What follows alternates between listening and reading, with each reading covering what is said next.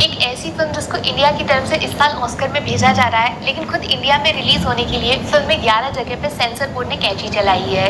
77 second का footage उड़ा दिया और एक सीन तो इतना चुप गया सेंसर बोर्ड को कि 32 सेकंड से उसको छोटा कर दिया गया। आखिर ऐसा क्या दिखाया गया इस फिल्म में? इतना डर किस बात का है कि फिल्म को रिलीज होने देने में शायद उसको बनाने से भी ज्यादा वक्त लग गया।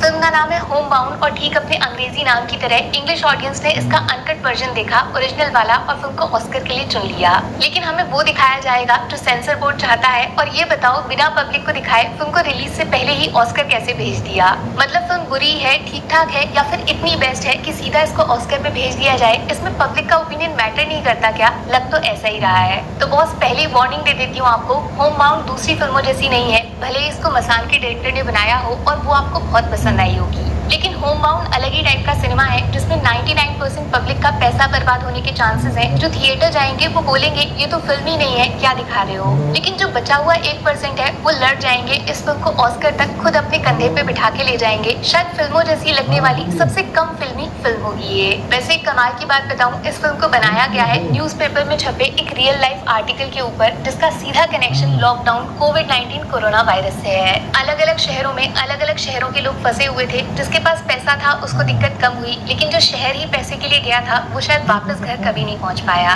1000 किलोमीटर पैदल अपने पैरों से चलना सुनने में मनगढ़ंत कहानी लग रही होगी, लेकिन आंखों के सामने सबूत जिंदा है। पर जो मर गया वो है इंसान और उसकी इंसानियत। होम बाउंड कहानी है दो जिगरी दोस्तों की। लप्पू झप्पू जैसे ये शब्द एक साथ इस्तेमाल करने के लिए बने हैं ना, वैसे ही ये दोनों मेड और मेड फॉर ईच अदर हैं। सपना एक जैसा है, सर हो सबसे ऊंचा और ऊंचे सर के ऊपर पुलिस की ऊंची टोपी जिसको देखकर हर कोई सैल्यूट मारेगा। सपने में जो दुनिया देखी है उसको ऐसा बनाना है कि दूसरे उसको जीने का सपना देखेंगे। फिर आता है कहानी में विलन, गरीबी और जाति। क्या डेडली कॉम्बिनेशन है ना ये। कायदे से जिसको ये दोनों बीमारी लग गई उसका बचना असंभव है, कोई वैक्सीन काम नहीं करती। पर इन दोनों की लड़ाई को रास्ता दिखाती है आसमान में उड़ने वाली एक चिड़िया। खेलोगे कूदोगे बनोगे खराब, पढ़ोगे लिखोगे बनोगे साहब, लड़की ने लड़कों के कानों में बोल दिया है। लेकिन फिर होता है कुछ ऐसा जो इंसान के काबू से ही बाहर है। होम बाउंड का लास्ट आधा घंटा आपको सन कर देगा, कुछ बोलने लायक बचोगे नहीं, मेंटली डिस्टर्ब हो जाओगे। देखो, ईमानदारी से ये फिल्म फिल्मों जैसी है ही नहीं। सच बोलूं तो एक चांटे जैसी है जो मुझे, आपको और हर उस इंसान को पड़ेगा जो ये सोचता है कि दुनिया में इतना बुरा तो किसी के साथ नहीं होता होगा।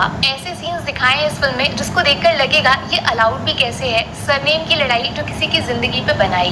एक सीन में पानी के लिए लोग मर रहे हैं और पानी देने से लोग मना कर रहे हैं। मतलब किसी जिंदगी को बचाने से ज्यादा जरूरी भी कुछ हो सकता है क्या? एक इंसान की लाश जिसको कंधा देने तक के लिए 140 करोड़ के देश में 4 लोग तैयार नहीं है। इस फिल्म का आखिरी आधा घंटा बहुत बुरी तरह आंखों में चुभेगा, घायल कर देगा। बहुत नेचुरल, बहुत रियल, बहुत कंट्रोवर्शियल फिल्म है ये, जिसकी वजह से ही इंडिया में इसका ओरिजिनल वर्जन रिलीज तक नहीं होने दिया। ऐसे टॉपिक्स छेड़े हैं जिसमें सिर्फ 11 कट्स लगे, मुझे ताजुब हो रहा है। शायद करण जौहर थे तो बच गए, वरना ये पूरी फिल्म 11 बार शुरू से बनानी पड़ती। गांव की कहानी है, गांव की राइटिंग है। शायद शहर में रहने वाले लोग इसको एक बार में समझ नहीं पाएंगे और इस फर्क को साबित करना ही इस 2 घंटे की फिल्म का मकसद है। इस देश में भी 2 देश रहते हैं। जो इस बात को गहराई से समझ लेगा वो फिल्म से फेविक्विक की तरह कनेक्ट करेगा, वरना पूरी फिल्म सर के ऊपर से जाएगी, 2 घंटे एसी में नींद आ जाएगी। और ये जो डायरेक्टर हैं इनकी इज्जत इसीलिए बहुत ज्यादा है कि ये एक्टर चुनने में बहुत ज्यादा टाइम लगाते हैं। पर ऐसा क्यों? उसका सबूत मसान में विकी और ऋचा चड्ढा की एक्टिंग है। और उन दोनों को कांटे की टक्कर दी है ईशान खट्टर ने।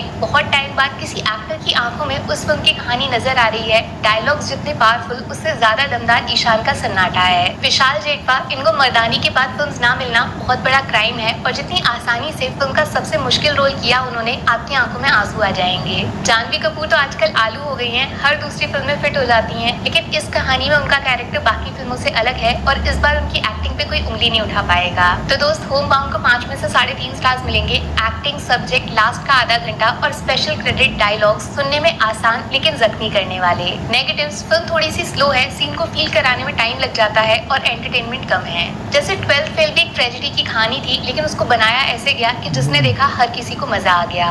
होम बाउंड को समझना मुश्किल है, इससे जुड़ना उससे भी ज्यादा कठिन। ऑस्कर के लायक ये फिल्म है या नहीं, वो फैसला उन लोगों पे छोड़ रही हूँ मैं जो इस फिल्म को देखने जाएंगे। तो लौट के बताना जरूर आपका फैसला क्या है। मिलूंगी फिर से बहुत जल्दी। Take care, bye bye.